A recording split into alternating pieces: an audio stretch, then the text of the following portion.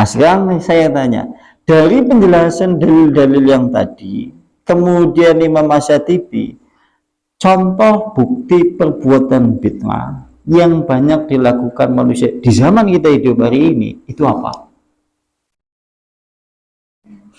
Segini jenengan ditakoni gari, sampean sekarang gari ditakoni, terus next suatu saat kemudian bid'ah penjelasannya seperti itu, mulai dari Al-Quran, petunjuk hadis-hadis, dan kemudian ucapan-ucapan ulama, terus sampean terus ditakoni. Nah terus iki, kalau suatu saat kemudian di dalam kehidupan kita zaman hidup sekarang ini, perbuatan bid'ah yang biasa dilakukan oleh manusia, contohnya apa? Apa?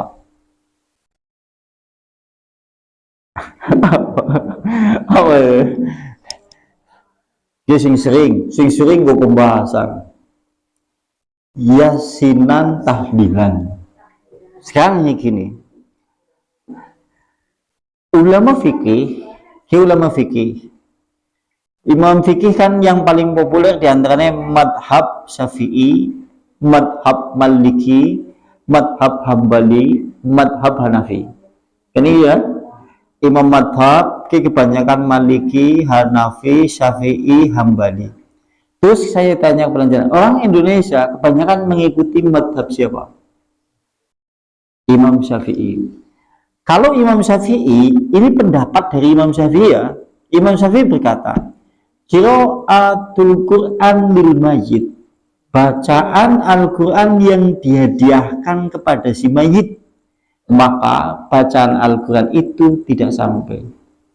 Nikmat HP Syafi'i. Nah terus wong yasinan wong tahlilan, kalau kita melihat pendapat Syafi'i berarti ngetutna imam siapa?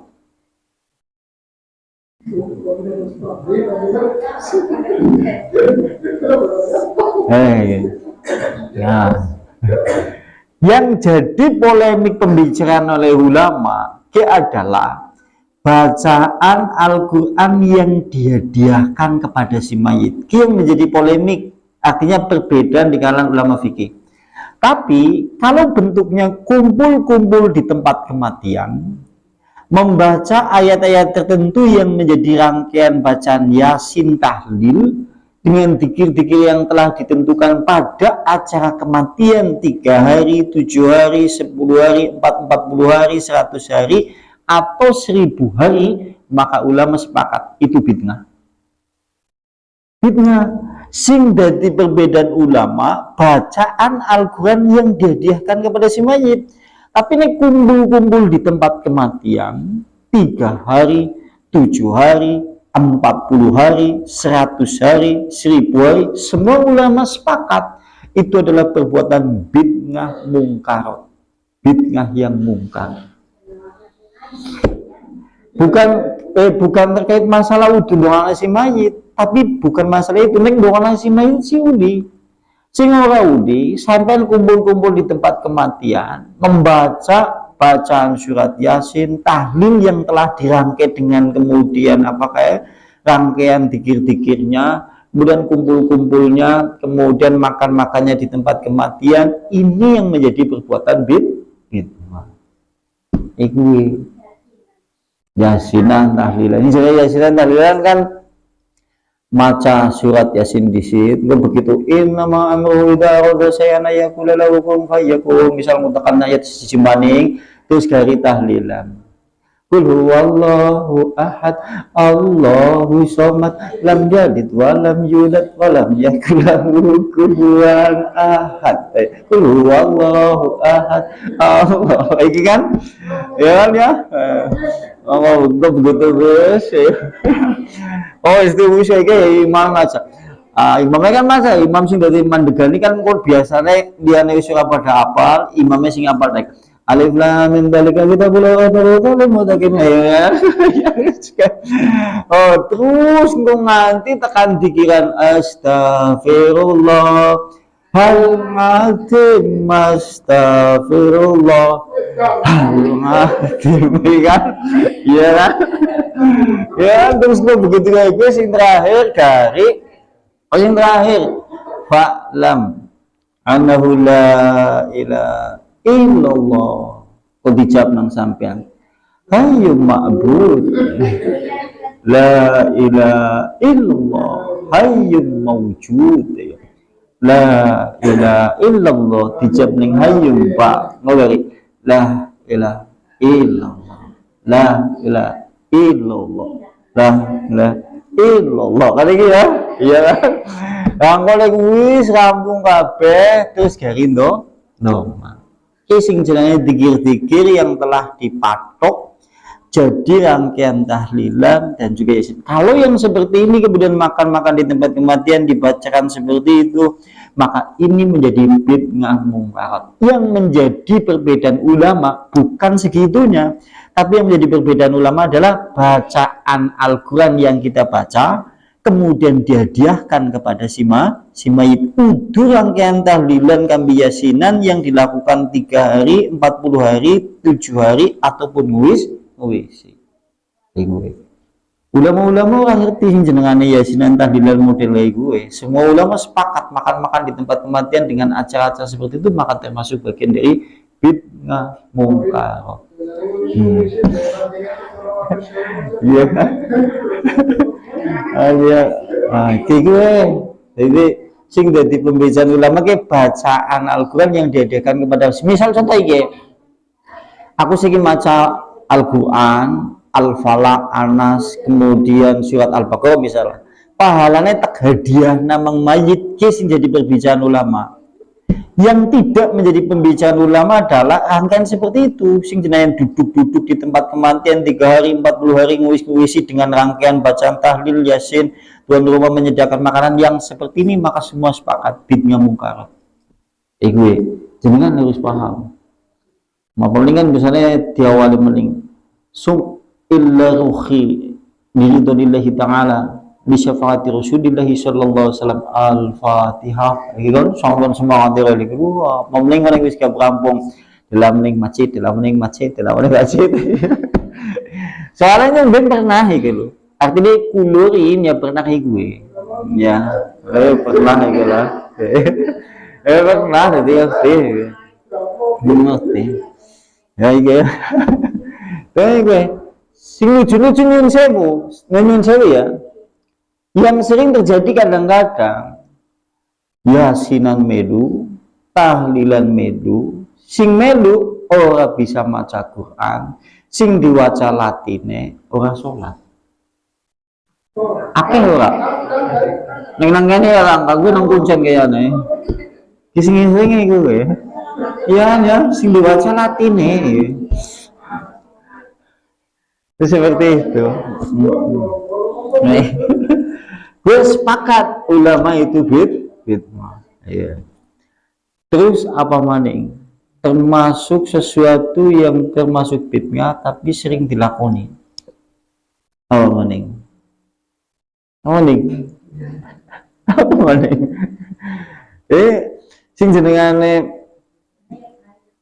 banyak apa berarti banyak apa mending coba maksudnya kan mereka nyebutnya apa jejal apa kira-kira selain itu kan sudah hampir banyak ya apa mending gini kadang-kadang hari ini sing jenengane yasinan tahlilan komplit maknanya wong garap pengantenan yasinan tahlilan wong munggah haji yasinan tahlilan wong garap sepit yasinan tahlilan bahkan gue ngapa-pae yasinan tahlilan zaman sih kayak gue ya mbok eman nih mana ya mungkin kayak gini terus dengan ada sing debat gue kan anu wis akeh sing nglakoni lah terus wis kat biyen sing jenengane akeh sing lakoni wis kat biyen ki udu tolak kebenaran. Ukuran kebenaran itu adalah petunjuk Al-Qur'an dan sunnah. Nek dhewek gelem menggali sing nemen, nggo ngapa dhewek berbicara kepada nglakoni satu amalan sing dadi perselisihan ulama. Yasinan tahlilan ulama kan siji ana sing membid'ahkan bid'ah mungkarat. Yang kedua membolehkan. Daripada kemudian kita hidup atau mengamalkan sesuatu yang menjadi perselisihan ulama banter, saling bertolak belakang, bid'ah sing isi sunnah. mending dhewek orang lakoni sisan.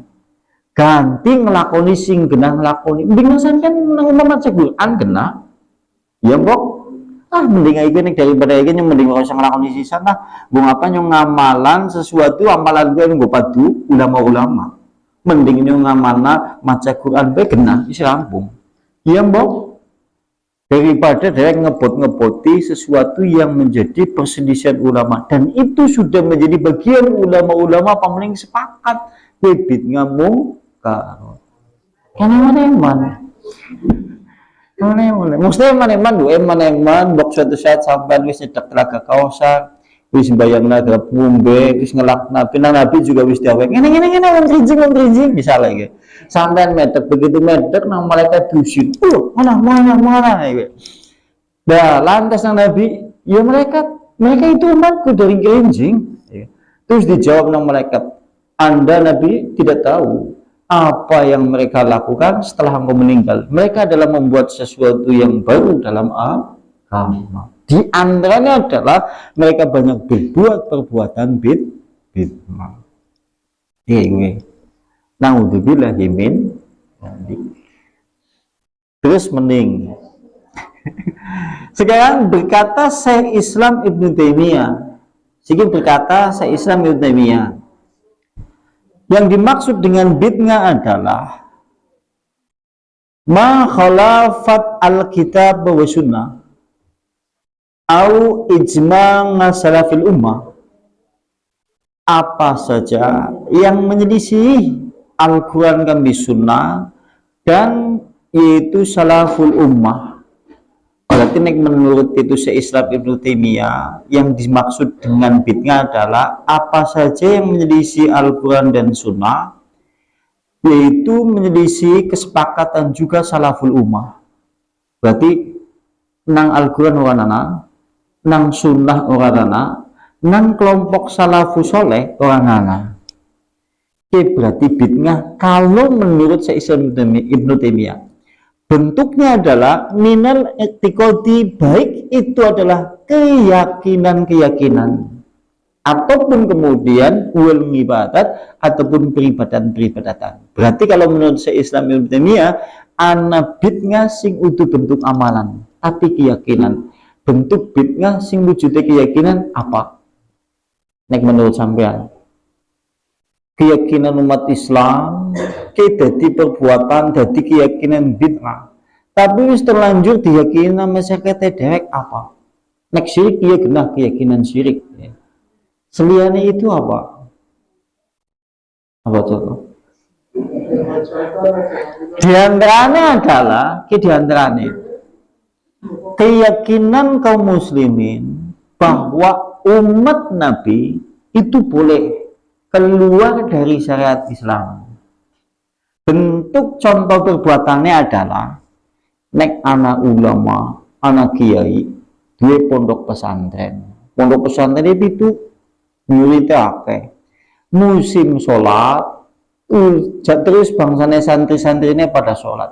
Kiai ini jagong nangepan, terus ngopi. Terus anak sing takut, kenapa kemudian Pak Kiai atau mungkin dia itu pimpinan pondoknya jadi nggak sholat, santrinya pada sholat, terus dijawab, kayak sholatnya beda kami dewek. Ini jenengane keyakinan bentuknya bid'ah. Kenapa? Karena meyakini seseorang itu boleh keluar dari syariat Islam. Menurut panjenengan, umat Islam uli ora sholatnya beda nih dewek. Siapa saja yang mendirikan sholat beda kami sholat sing dicontohkan Nabi kafir. Siapa saja yang mendirikan sholatnya bentuknya beda kami Nabi, jelas dia keluar dari agama Islam. Kok terusan keyakinan jerene sholatnya nu beda, berarti keyakinan yang bid'ah. Orang kayak puasanya beda kepriwe jajal yang melu sampean. Karena hari ini kadang-kadang anak sing jarene keturunan wali, keturunan Habib, jarene lagi puasa Ramadan, dheweke malah ngopi. Terus masyarakat itu, bukan ini orang puasa, kan tingkatannya wali, tingkatannya Habib, puasanya beda kambing dewek. Ketone ki memang ngopi, ketone ki mangan gedang goreng, ini jenenge puasa. Jadi siapa? Justru keyakinan yang seperti ini adalah bid'ah mungkar. Tapi kan ana keyakinan kaum muslimin sing gue. Oke.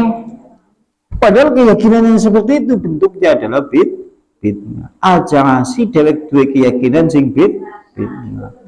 Karena gini, kabeh umat Islam umat Nabi, orang sing pulih, tidak ada yang tidak boleh. Artinya tidak ada yang diperbolehkan untuk keluar dari syariat Islam. Artinya sholat Nabi, puasa Nabi, ya seperti itu harus dicontoh persis. Sampai puasa Ramadan, tapi kemudian siki puasa engko mulai bersubuh, buka ke maning atau ngene buka ke jam 1 wengi, uli ora? Kenapa? Beda puasanya kambi. Oh zaman siki anak keyakinan amalan sing jerene beda kambi syariat Islam malah jerene tingkatan wali. Ke adalah keyakinan yang sesat menyesatkan. Nek memang anak wong kayak gue berarti ini bukan waliullah. Nek memang dia terbukti memang seperti itu bulan Ramadan dheweke memang terbukti secara dohir nampak pandangan mata dheweke ora puasa berarti dia wali setan.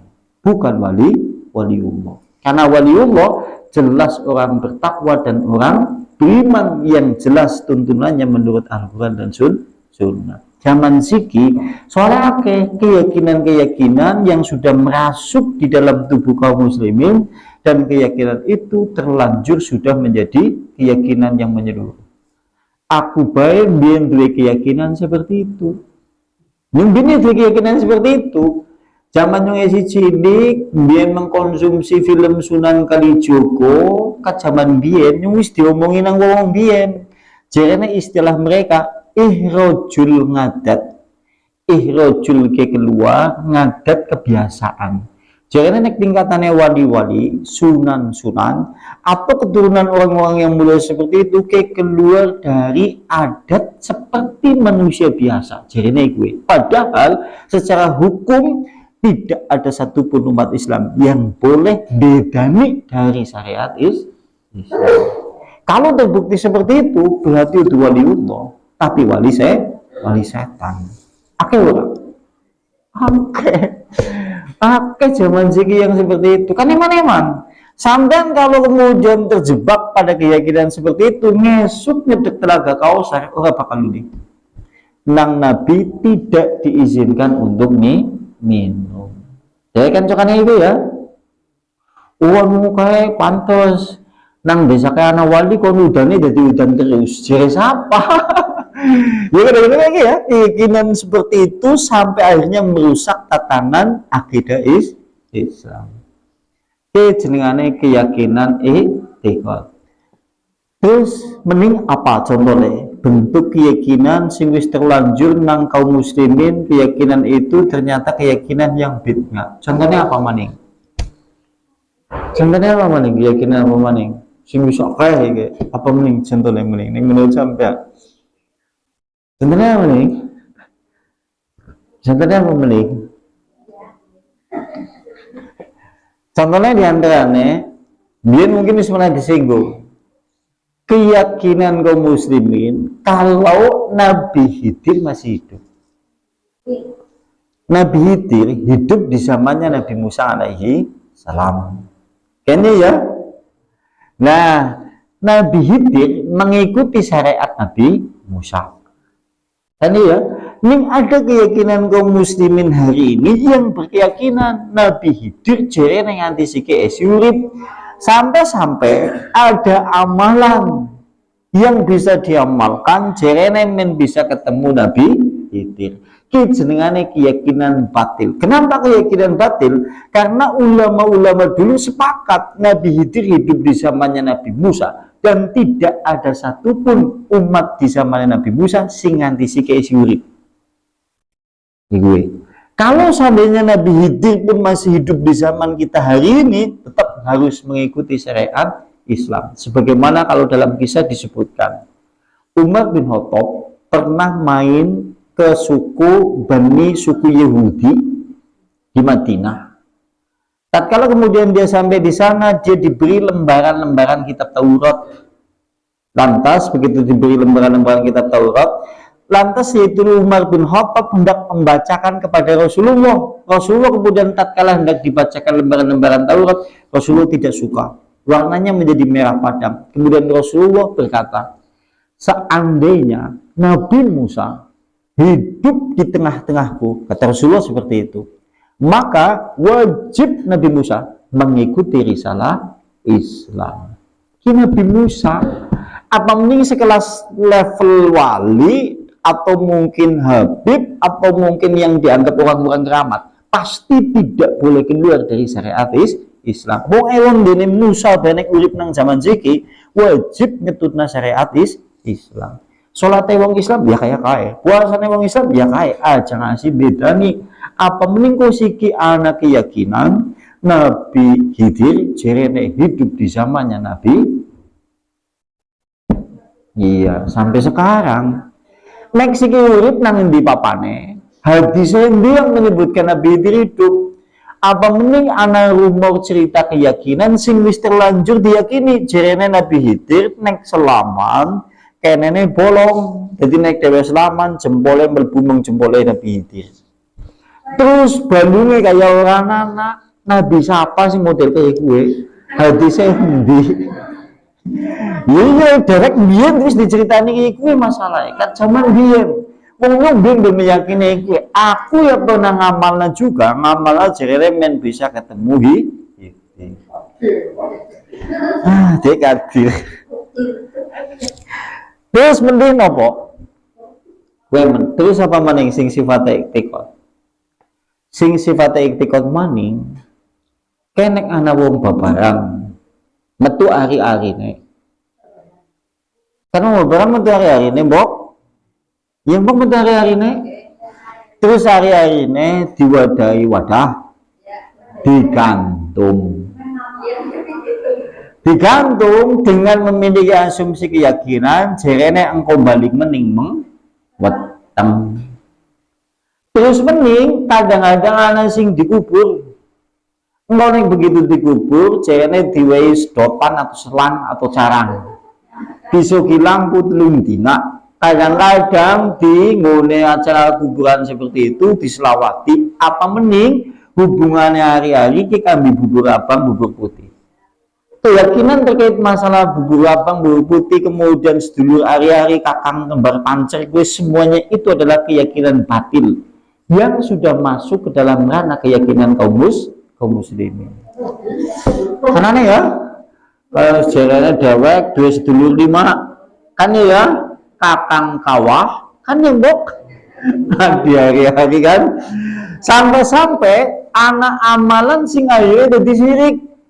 Kenapa jadi sirik? Karena setiap barang ngapa-ngapa, kon jaluk pangrekso perlindungan maring kakang kawah di hari. Niat ingsun nyuwun pangreksa dumateng kakang kawah adi hari-hari bilih kula badhe nglampahi dodolan mugi-mugi dipun maringi rezeki. Bismillahirrahmanirrahim. La haula wala quwata. Yang seperti ini keyakinan yang sifatnya batin.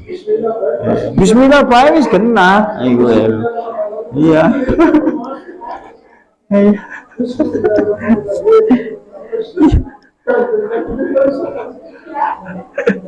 Ini gue oke lah. Oke. Next kita tapi ya wis alhamdulillah semakin zaman mengene kewi semakin berkurang. Kayaknya mungkin kakang kawah kemudian adi hari-hari siki wis Surabaya doyan bubur abang bubur putih doyane super mie.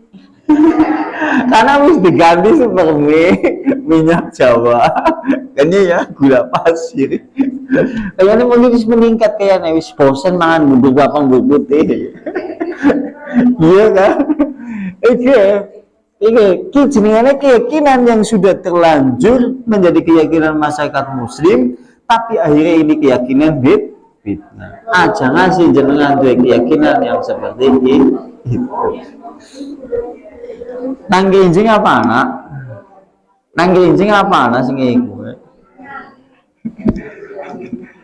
Anak, nang kene ya langkambok lah ya. Dulu ya. Sih kan anak ya.